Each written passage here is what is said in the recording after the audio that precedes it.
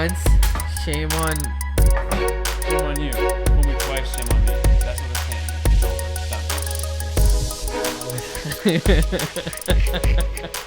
saying. Let's get right into this right now.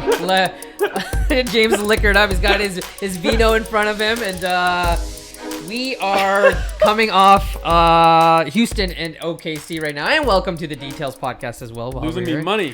Losing James some money. I'm happy that I didn't bite on the bait. You know what? I should have warned you because Tyler is cursed. So I knew as soon as Tyler laid that bet that you were screwed. And right. I speak from firsthand experience. I appreciate you. I figured that when you kept saying, I'm going to bet now. Oh, wait, never mind. Oh, I'm going to bet now. Oh, wait, never mind. Oh, never mind. Now I just saw this game Wi-Fi figure in this out. building, you know, right? Like I couldn't get on when I wanted to get on. So Little trigger shy.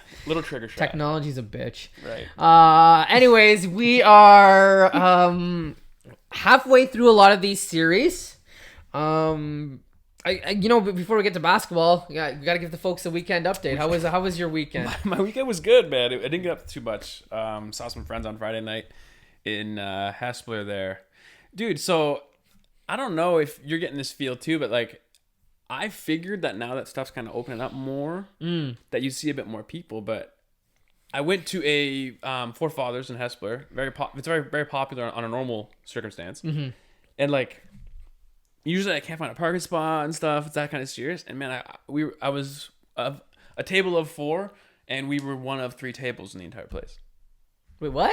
Yeah, man. Like empty. Like I mean, crickets. So you're sensing that people are still a bit hesitant. It seems like although in our realm, in our little bubble of kind of this more Southern Ontario kind of style, where I don't know if you feel the same way, but I don't feel like a lot of action with it in Guelph. You know, like I'm not hearing. So my example would be the movie theater, right? I've been in the movie because you've been. I've been twice. So Jurassic Park was full, right?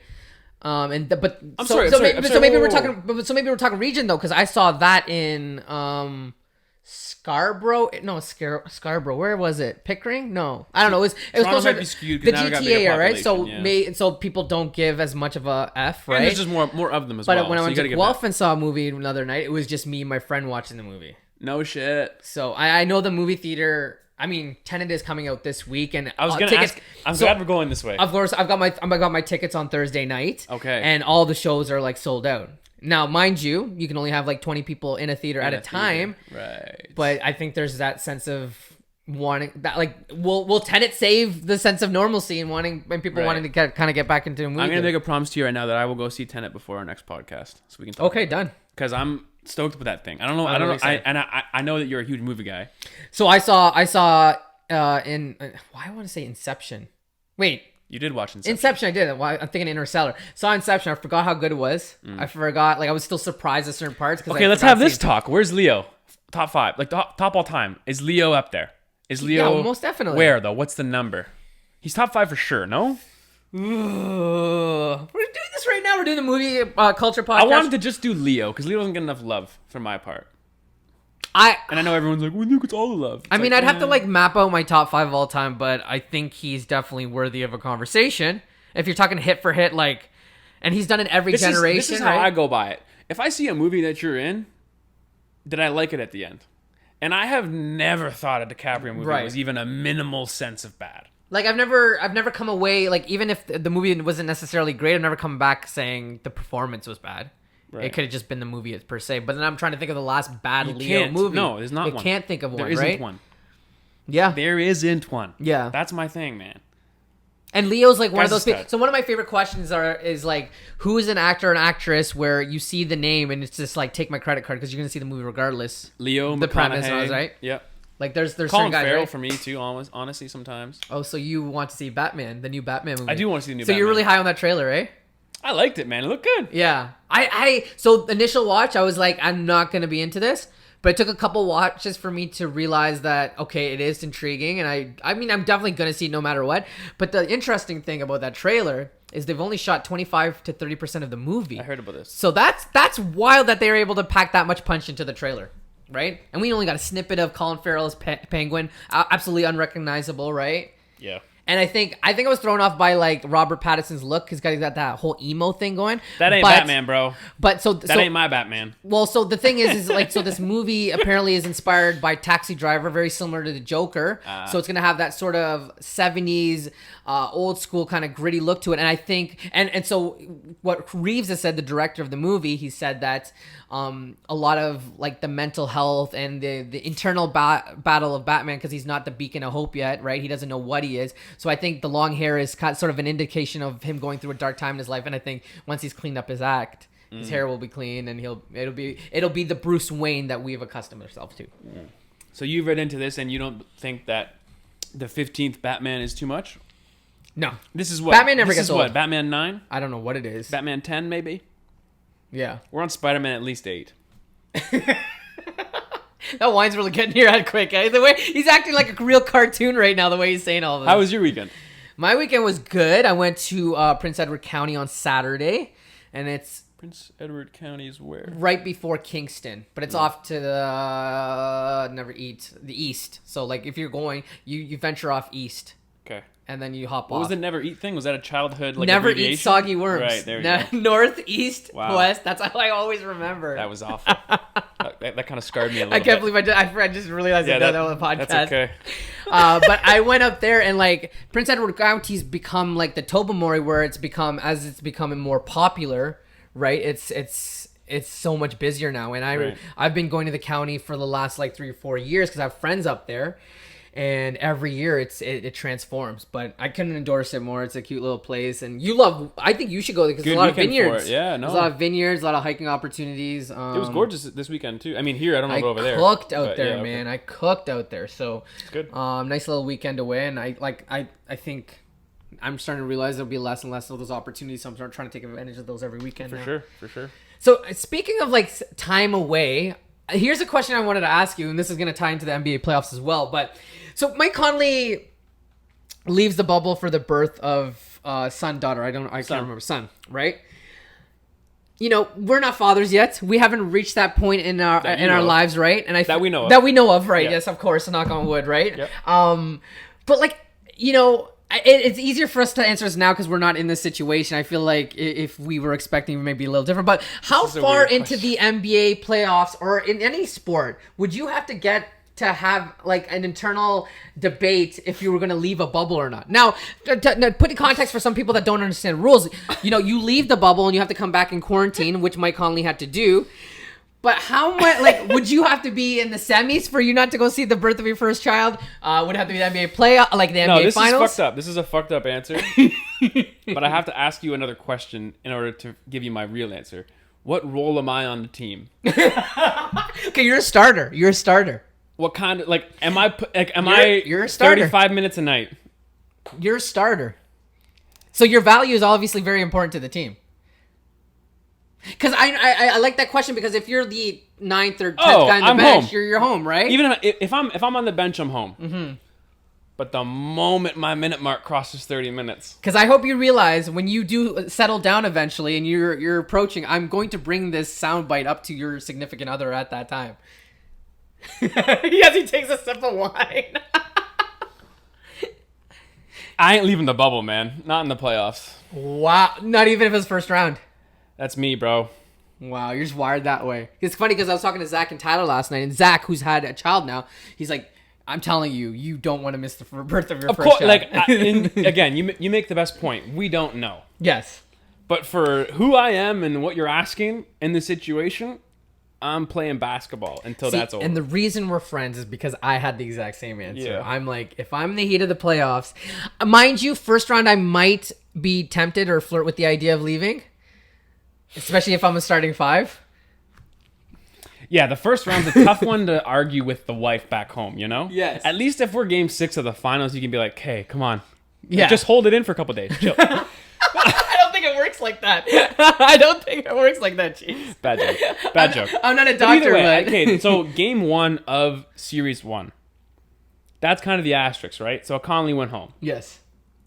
But if, the way, let's say that they're Houston OKC, right? Mm-hmm. Even if it's first series and it's game 5 and series is 2-2, hey, this is very meaningful, dude. Yeah. And I know that, listen, like, we can say this from the sense and like kind of make it a joke, but you have to understand how important each game is. It's genuinely like do or die. Well, in Conley's case, he came back the next game, went 6 for 6 for 3-point land. He was very vital to that victory. And I believe the Utah Jazz lost the first game and have won it everyone since his return. Yes. So yeah, they've also won it ever since Jamal Murray put Mitchell in his story. I don't know if you saw that, like right after the loss. And this is an interesting, twist to like all these games, right? Like I think about last night when Luka went off. Like, was he walking around the bubble and people were like, "Luka, way to go!" And then if you see Paul George, who's really sucked, like, do you just avoid him? How awkward is that interaction? He probably doesn't want to be talking to anybody else. Paul George is locked up in the hotel room, just trying not to look at Twitter. Right. Well, he turned off his Instagram comments today because he was just getting burnt. The best thing you can do, and this is coming from a guy that doesn't have any social media other than Twitter, is get off. I think, especially when you're in that sense, in the playoffs, in the bubble, and it's all like, I appreciate the guys that are making the vlogs and the streams and stuff, try and grow their own kind of like self-side business. But if I'm these guys, man, you have too much downtime. Yeah, get off of all of that. You don't. I understand how Paul George is like responding kind of at points and trying to seem like he's the bigger guy, being like, "You guys think I care?" Dude, you saying that shows us you care. So what do you mean? Right. We know you care. We know you've been unsuccessful your whole career in the playoffs. We've always known this. Right. No one wanted to bring it up when they made the move for you, like to the Clippers. We get that part, but this is no new surprise. I mean, we've seen clips of this for our eternity. He's carried the squad in Indiana, yes. But that was always him bitching about it too, saying, "I gotta carry these fucking guys and this and then and you can go back. It happened. That was real." And they took Cleveland to 7 games. Yep. At one point, I believe. Not Cleveland, the Miami Heat team. Correct. Sorry, my apologies. And then that was at I think the pinnacle of his powers, probably.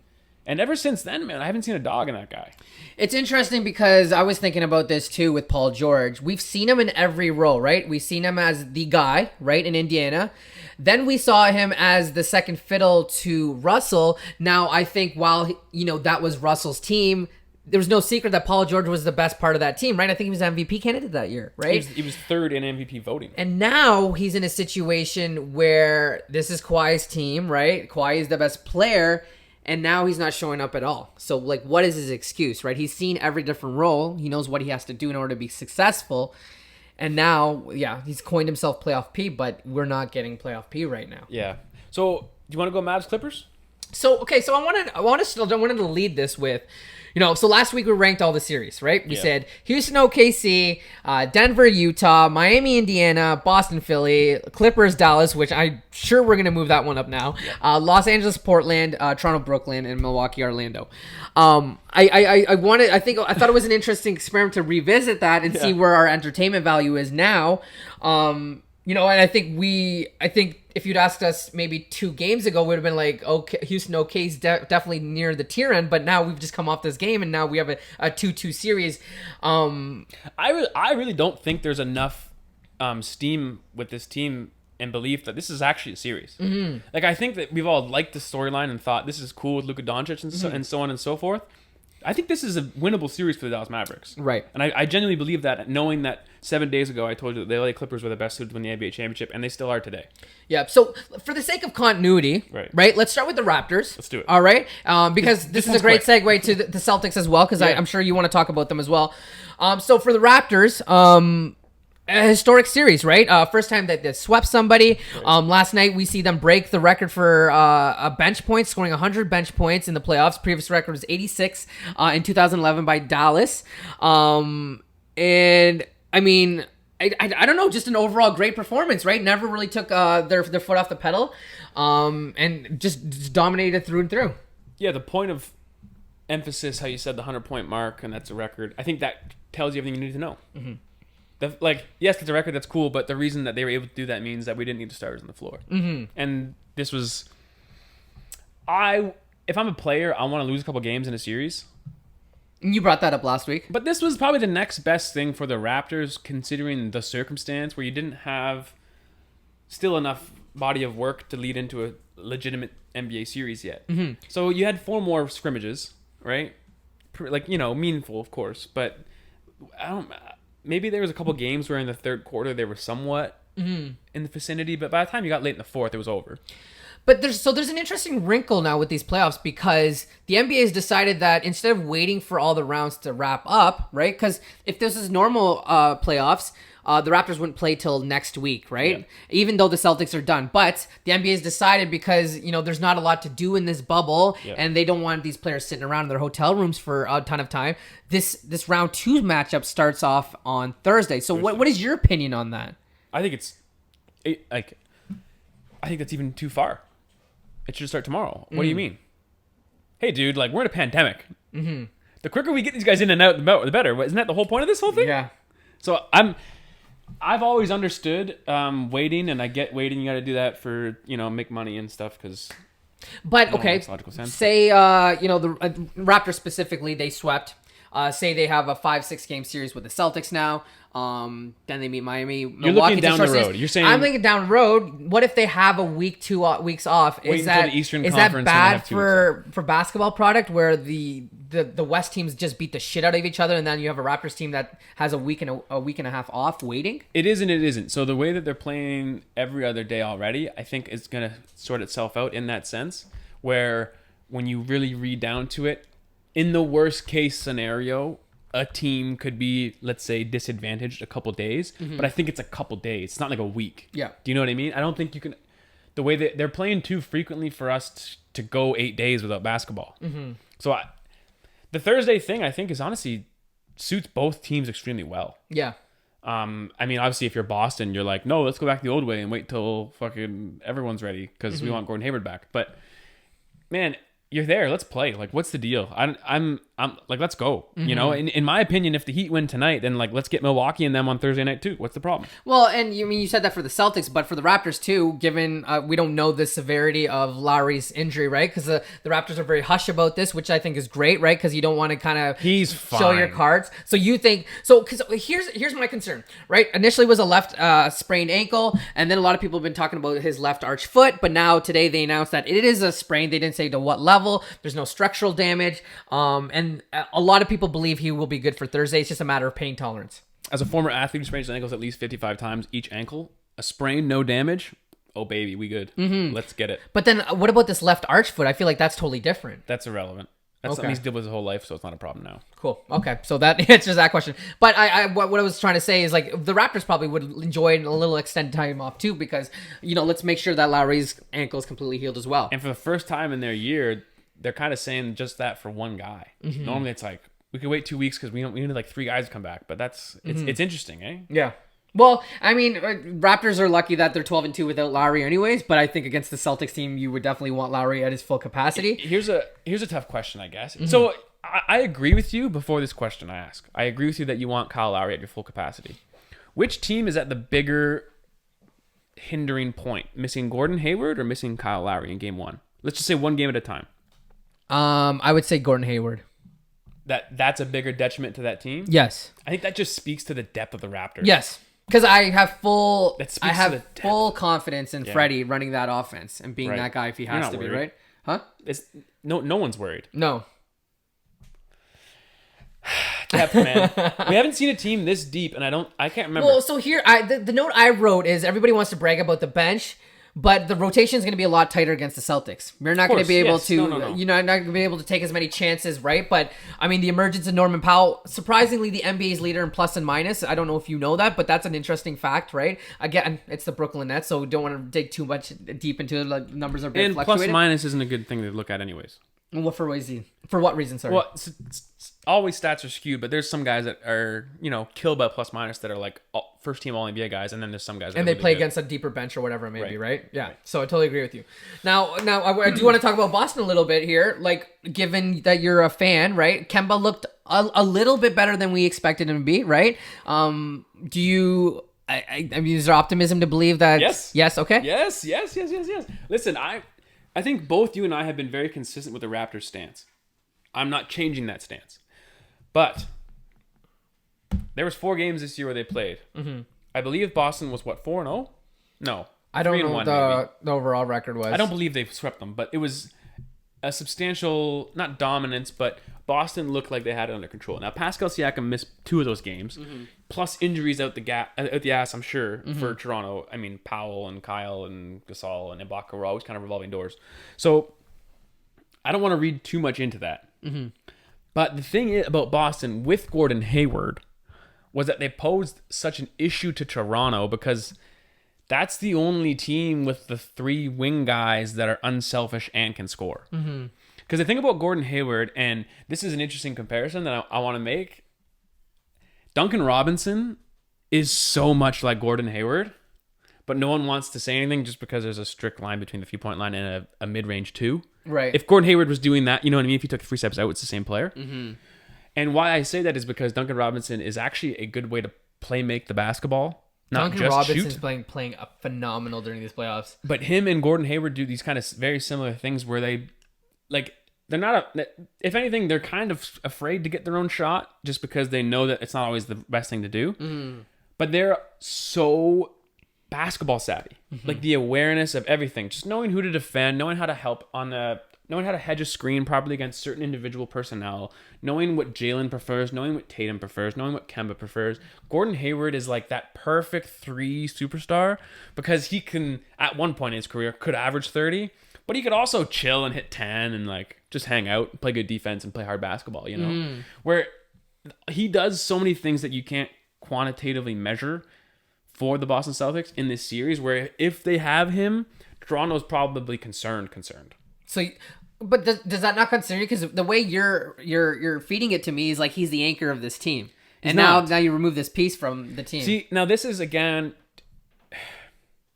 we have to look at basketball completely different now, and this is like we are officially. I'm going to say this as today. I'm officially looking at basketball completely different than I have beforehand because it's just not the same game anymore on so many different levels.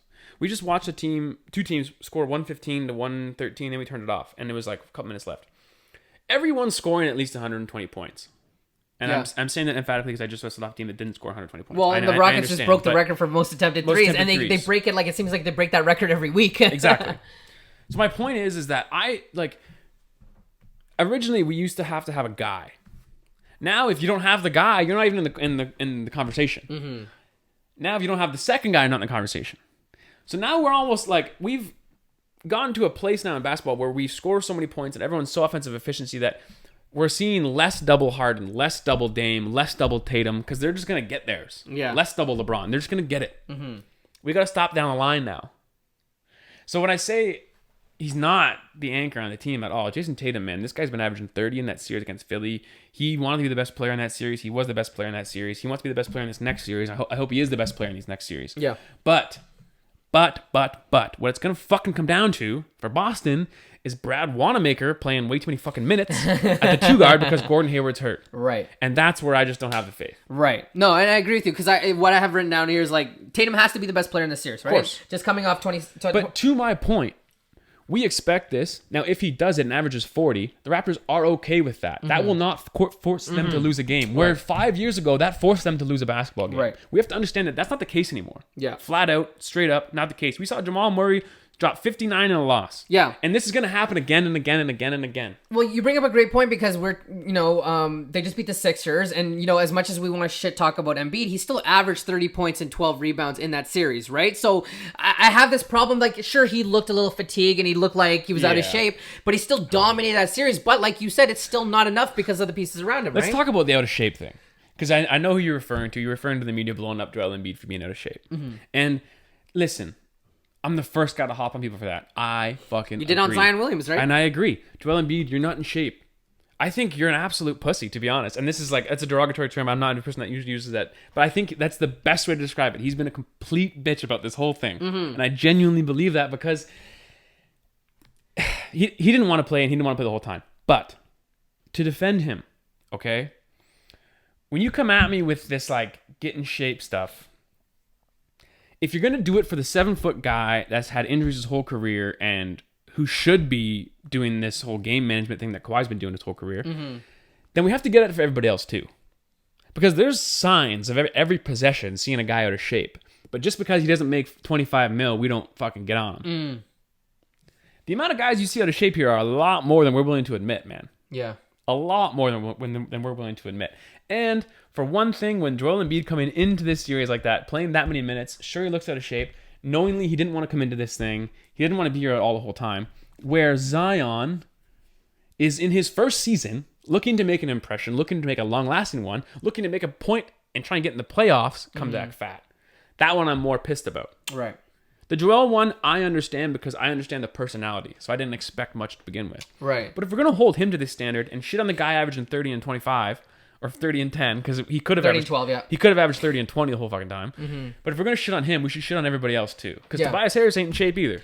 No, well, Tobias Harris, like in his last two playoff series, not even just this one, because this goes back to the Raptors, only averaged 14 points, 38 field goal percentage, 24 from 3-point land, and minus 64 plus minus. I know we just talked about that, but it was the worst on the team. So, right. I mean, as much as we want to harp on Embiid, at least he showed up and put up the numbers, mind you. Like, I mean, I think where he went wrong was his mindset going into the bubble, right? And just having that, he didn't want to be there. It's pretty clear that he didn't want to be there, but he still came out and played. And then obviously Brett Brown gets fired today, right? And I don't, as much as we shit talk Brett Brown, I just don't like that he was the scapegoat for all this too, right? Because Alan Brand keeps his job, and he's now come out today and even said that there's gonna have to be some reshuffling within the organization. But basically, it's the end of the process if you want to put it that way as well, because now for sure they're on the hook for this Tobias contract that's going to be untradeable, and then Horford as well, right? Well, this is something I want to talk about. What do you do if you're the Phillies, if you're the Sixers now? But I want to talk about one more thing about Brett Brown, because you just made that point. He shouldn't be the scapegoat. I agree, but there's always a but. There's always a but, because man, I have a problem with this stuff because we always backtrack on this, and and from media, he's been getting shit for years. And then now today, you see all these kind of like heartwarming stuff. He's been getting a lot of shit, but he's a great guy. Whatever. He's a good coach, and he went. Go pull up 10 fucking clips of him being a good coach. Like when he made good basketball decisions. He's not. Yeah. He's not a good basketball coach. That's why he got fired. That's why they haven't done that well. Oh, the Sixers were this close to a finals appearance with the. Hey, dude. Hey. I think. Whoa. Before you say anything, go look at last year's Sixers team. And now look at the books now because of it. And you're going to try and fucking tell me that Brett Brown had anything to do with that team? If Brett Brown had any sense of being a good basketball coach, that series was done in 5. Yeah. And we all fucking know it. And I also think a good coach would have done everything in his power to keep Jimmy Butler on the team, given now what we see. Like, you can't tell me that he didn't know that, you need an alpha on the team to keep those guys in line. How many times... So, this is gonna bite me in the ass one time. Greg Popovich has coached the San Antonio Spurs for how long? 25 seasons? Sure. Like, 22 years. Yeah. Kawhi Leonard caused one thing where we heard a rumble from that locker room for 22 years. One time we heard a rumble for 22 fucking years. And Brett Brown was there for 6, and we heard screams every other week. Yeah. And you're going to tell me that was a really good coach that we should fucking not feel, we should feel sorry for? Fuck you, man. I'm serious, yo. Like, Jay just came off the top ropes on that one. But this always happens. Yes. He's probably a great guy, man. I have nothing against. Like, that's it's compartmentalization. The person itself is irrelevant. I have nothing to do with the guy. This is a perfect example. Exactly. It's not like we thought he was a shitty person, right? But we just weren't evolving, right? Right. So when you get a guy fired like that, just understand that he should have been fired, and that's okay. He's not a bad dude because of it.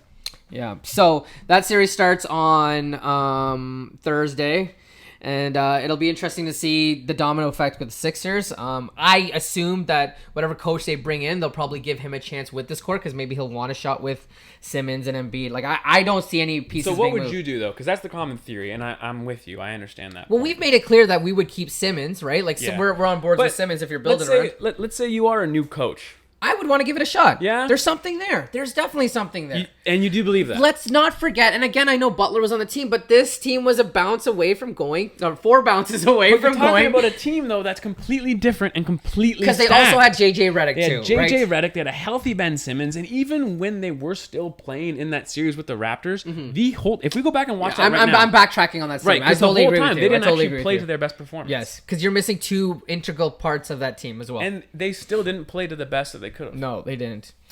All right, so I want to talk about re-ranking here, right? Yeah. So what is the most interesting series at the top of the chain at this point? After OKC tonight, watching that, I think that one is still the first.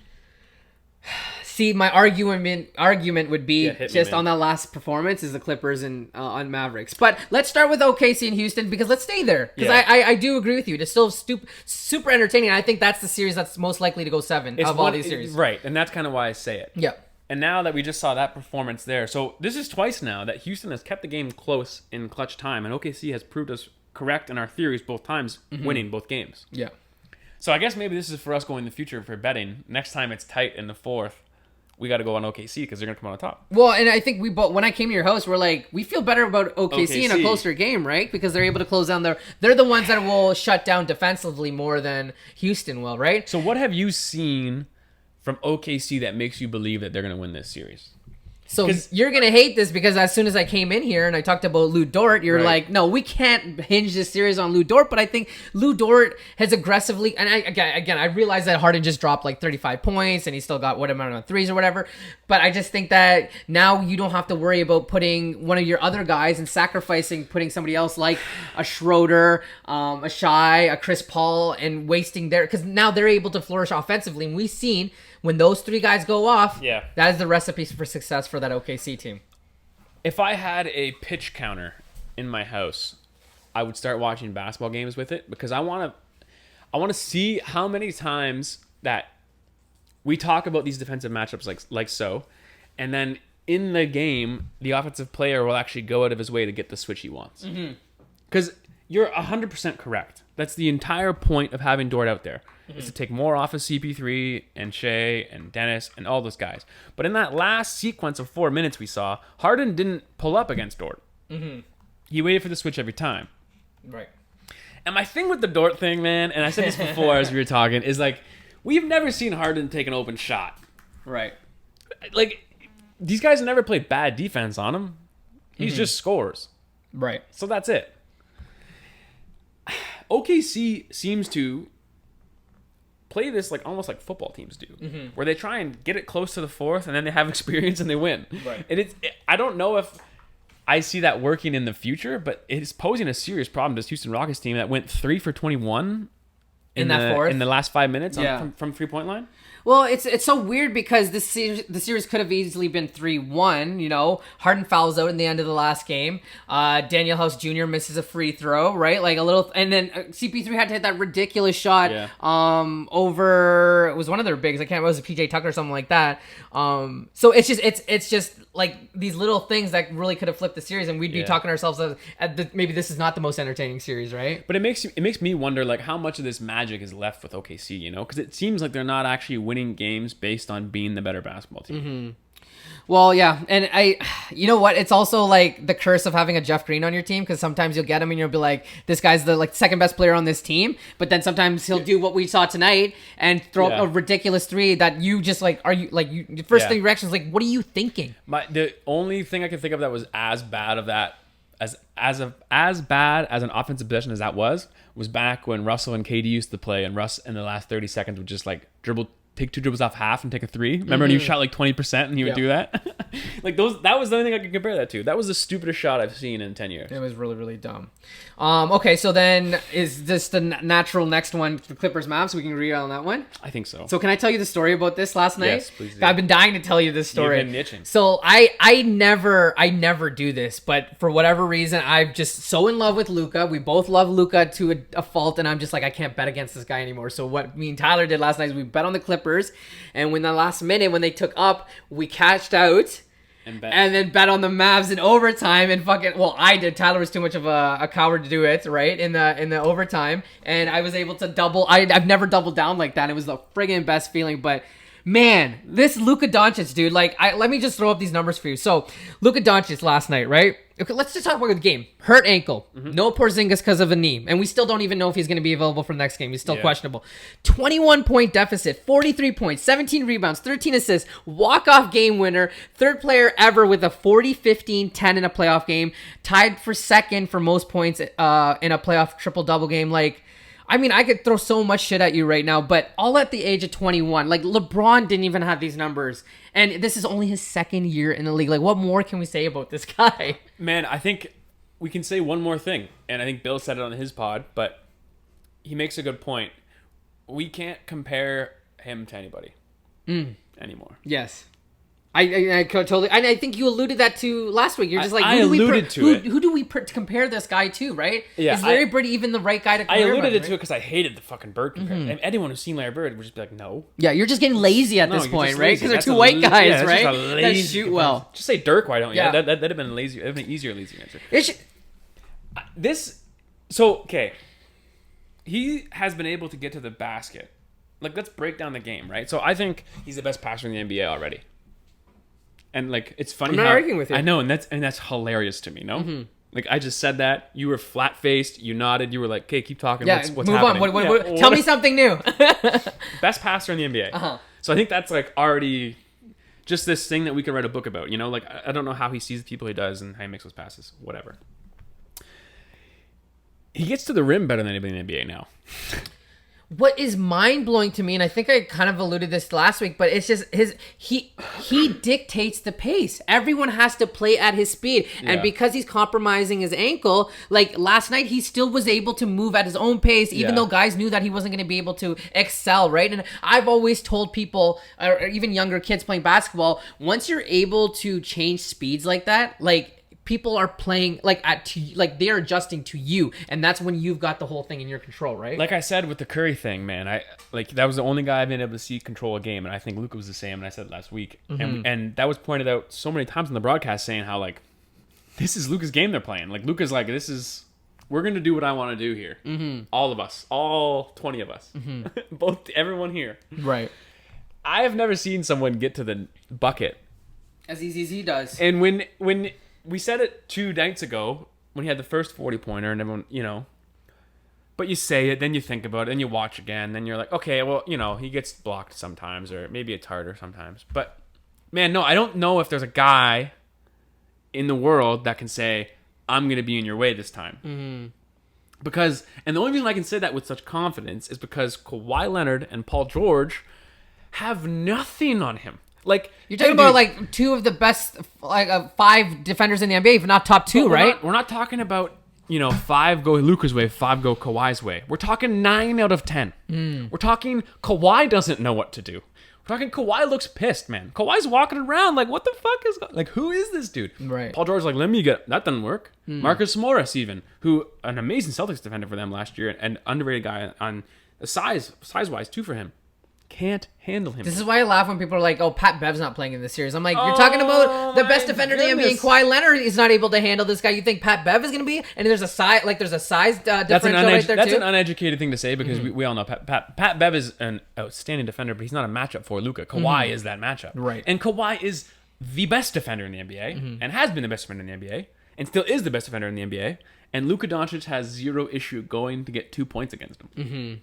Yeah, no, it's crazy, man. Like, and even I think he's having a ripple effect, right? We're seeing Seth Curry shoot unconsciously with a ton of confidence, and then Trey Burke, who was cut from the Sixers team, they really could have used him because he scores 25 points last game, only missed 1 3-point attempt, but he filled the void for Porzingis. It's like, do you run with that formula the next game and give Porzingis the next game off, knowing that you could have a healthier version of him for game? I guess it'd be game 6 at that point, right? No, I think it's you need everything now. I think that if you're the Mavs too, especially, like, I don't know how worried the Clippers are. Do you think the Clippers are worried? No, I think there's a ton of ego on but that I team. think they should be. They're the best. Should they? Absolutely, 100%. Yeah. Do I think they feel confident that they could win the next 2 games and wrap this thing up? 100%. Because there's enough, you know, alphas on that team that you confidence will never be an issue. So Doc Rivers has a theory. And I read about this in an article last week, I think it was. And then Russillo talked about it one time on his podcast, and then I had to think about it a bit more. And I kind of like it. He doesn't like facing a team that is not at full strength. Yes. Yeah, he said that in like... he said it's years. I mean, this has been for... Right. But he even said it in that first game when Porzingis fouled out. So when Porzingis fouled out, he's like, I don't like it because... interesting. Yeah. Okay. So maybe that's why it sparked the article. But so it's the same philosophy he said in the game. It's such an interesting idea, though. And I really don't think Doc Rivers is that amazing of a coach, but I love this philosophy. Because I think he's got something... He's onto something here. Because his point is when one of the big dogs are hurt, your team just kind of chills and takes a whole different mindset on it. Right. And I've never thought about it like that because if anything, I would always thought the opposite. For me, right? Like if I'm facing a team where like, oh, we don't got this guy tonight, like, oh, we're putting up 50 on, like, you know what I mean? Like, let's go fucking hang it up on these guys. Right. But for this group, I could see that being a serious issue. Yeah. So now, to your point earlier, do you let KP rest again? No. Maybe it fucks with the Clippers. Oh, fuck yeah, the psyche, right? Maybe if you keep hearing Doc, I mean, if he's even saying it, if you're Rick Carlisle, there's almost more pressure on you because you're like, oh, these guys are running it again because they're so confident in Luka to do it, right? And if he does do it again, then that makes us look even worse, right? I don't know. It's an interesting little mind game you got to play there. It definitely is. Speaking of mind games, we talked briefly about Paul George. It's weird because, like, okay, so Paul George this year is averaging 15 points per game, shooting 29% from the field and 22 from three, which is uncharacteristic for him. I do feel like 29. He's dealing with a shoulder injury because every time, there's a post game, he's got ice on that thing. But I don't want to make excuses for him either. I see you smile, and I completely understand it because, his track record shows that, playoffs are his bag. But this guy only needs to put like 10 more points up. And that's the difference in the series, right?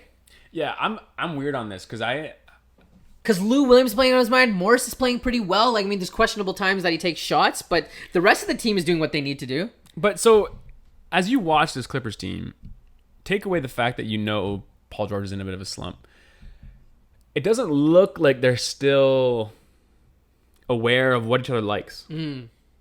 Like, the amount of stagnancy you see on that team that has these perennial all-stars where these guys that should know basketball and basketball sense, but the amount of stagnancy where you just get ISOs blows my mind. Against the worst defensive team in the NBA. And I think we're also spoiled with the fact that we saw Kawhi in a system where it was completely different, right? Dude, I want to talk to Kawhi right now. I want an untapped phone call where I swear an oath and sign a paper that never say anything. Yeah. And be like, hey, bro, you still happy you went there? How much do you miss him? How much do you miss him? Have you thought about the Raptors at all? Yeah. You know he has. You wish you were wearing purple?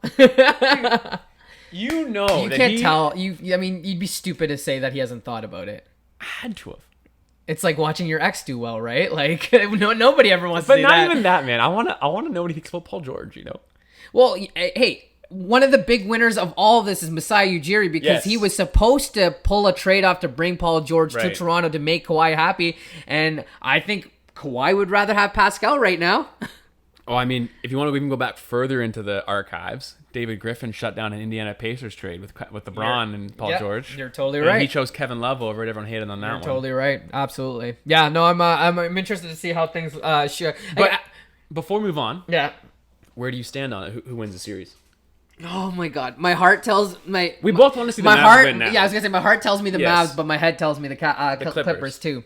I think because, like I said, well. The Clippers are a good Paul George performance away from making this a 10 point blowout or 10 whatever point. Like, I think he's gonna have, and I think he's gonna have one really good game where it's like, okay, this is the best. We kept saying it. We haven't seen the best version of the Clippers yet, and I still think there's possibility of that happening. Right? You don't think it's gonna happen? I still think we haven't seen them. I mean, it might not come to the finals, man. I don't know. I agree with you.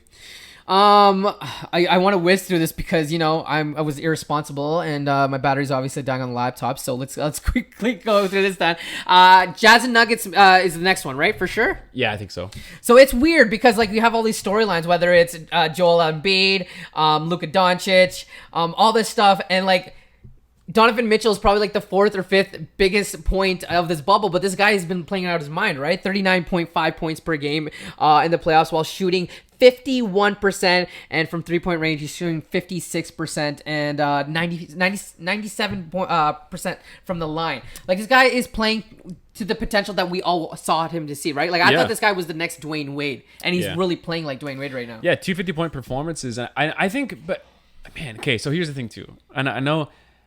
I don't think we can compare anyone to Dwayne Wade anymore. There's no one does this anymore. Like Donovan Mitchell shoots more threes than Dwayne Wade has ever done in his whole career. Yeah. Donovan Mitchell probably shot more threes this year than Dwayne Wade has had his whole career. So I don't like the comparison, but he has completely been overshadowed by everybody else in the bubble. Yes. And this is what I'm saying. Like he's the fourth or fifth best talking point in the NBA right now, but he could be easily the best. Right. So why don't we give enough love to these guys? Because he's not 21. He's fucking 23. What is he, too old now to give love to? Like, what? Like, it's because he plays for the Jazz. Is that why? Yeah, I think once you play for a small market team, like that's Is why the Utah Jazz a small market team? Oh yeah, absolutely. Totally. Really? Right. Okay, if you thought about all the NBA teams you want to play to, would the Utah Jazz be on the top of your list? I'm gonna tell you right now, they ain't the bottom in sales for tickets. No, no. I don't think they struggle in that field, but I think for like national attention and stuff like that, they have the same problem that the Raptors have, right? National attention and so on and so forth. But Phoenix Suns got all the attention when they were 8-0. They never get any national attention ever. Yeah, you're right, but also during the course of the regular season, Donovan wasn't playing this well, right? TJ Warren. They don't get any national attention. TJ who? The guy who scored 54 times. Twice. I think he had 2 good games, and that was Donovan Mitchell scored 50 twice. Why are you acting like 50 twice ain't a real deal? Listen, you don't have to convince me. I think Donovan Mitchell is probably like one of the highlights, if not what should be one of the talking points of this bubble right now. Because if he plays this way, my Jazz bet that I made in the offseason is going to pay off. And again, they're doing this without Bogdanovich, who was supposed to be an integral part of this, right? Yeah, and I know that that's the storyline for them. And I know the Conley thing is a storyline as well. And I'm with the Conley thing, okay? But to go against my point I made earlier, we haven't had the superstardom level that we expected from Donovan Mitchell yet. Mm-hmm. So this is the first time he's hitting us. Yes. And I know everyone This is a coming out party. But everyone wanted to jump on it 2 years ago. And don't say coming out party because we already had this 2 years ago in the playoffs when he scored, because this is what we do. Uh-huh. This is what we always do. We always want to forget about fucking shit we always talk about. Well, we always want to talk about the new shiny toy, right? Of course. That's Luka Doncic. It's so fucking annoying.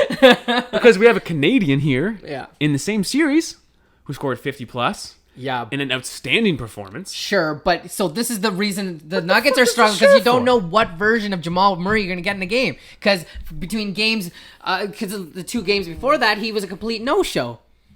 Go pull the list up of 50-point performances in playoff history. Oh my God. I agree with you, There's but the problem dudes. is, the problem that the Nuggets have had with Jamal Murray all years, he's inconsistent. Even the owners, everyone has said this behind the scenes. The Nuggets' problem is the coach.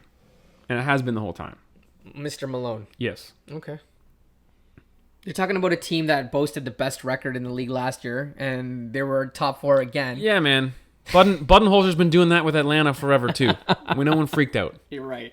Right. I'm always right. I hate to do this, and like this is the worst version of this podcast, but this is an absolute speed round now because we're at 1%. We just might die, and I'm gonna have to close it on my. He totally did. Okay, quickly, Lakers and Blazers. What are your thoughts? It sucks. Dude, I need 10 minutes to talk about this.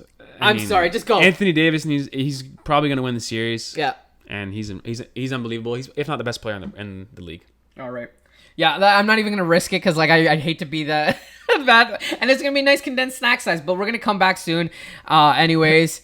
But yeah, I mean, we didn't need to talk about the Bucks because that's pretty. I mean, we can talk about that in the preview, and we're gonna come back and preview all the second round matchups this weekend, right? No, ball's been good, man. But ball's been good, and thank God it's all back. And congratulations to our premier champions, because I am sure. Nah, you're not doing Champion this. League. You're not doing God, this I don't even know. This is why we don't talk soccer on this podcast. All right, folks. Nice little condensed version, but I guess we hit what we really wanted to hit on this. And it should be interesting if we're gonna have a couple of 6-7 game series amongst this. So, just stretching out time here. But thanks for joining us as always. SoundCloud, iTunes, Spotify. James, thanks for being here. Thank you, man. Have fun this weekend, and second round next week. Let's do this. I was waiting for something.